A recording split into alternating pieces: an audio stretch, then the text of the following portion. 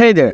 If you've been trying to access your hidden photos on your iPhone but can't find the option to hide or unhide them in the Photos app, don't worry. This can be a bit annoying, but it usually happens when the hidden album isn't enabled in your settings. Let's walk through some simple steps to fix this together. Start by opening the Settings app on your iPhone. Next, scroll down until you see Apps. Tap on Apps to open it. Then scroll down to locate the Photos app.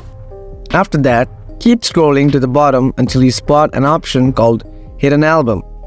Now, toggle the switch to the on position. This action will make the hidden album visible in your Photos app under the Albums tab. After that, open the Photos app. Tap on your profile icon. Scroll down until you find the Hidden Album option. Make sure it's enabled here as well.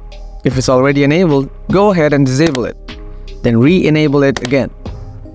After that, you should be able to see the option on your phone. If you still can't find the hidden or unhide option in the Photos app, try these final steps. Open Settings once more, scroll down and tap on General. Next, scroll down and select Software Update. If there's a new software update available, go ahead and update it. If not, go back and scroll down to tap on Transfer and Reset. Then tap on Reset.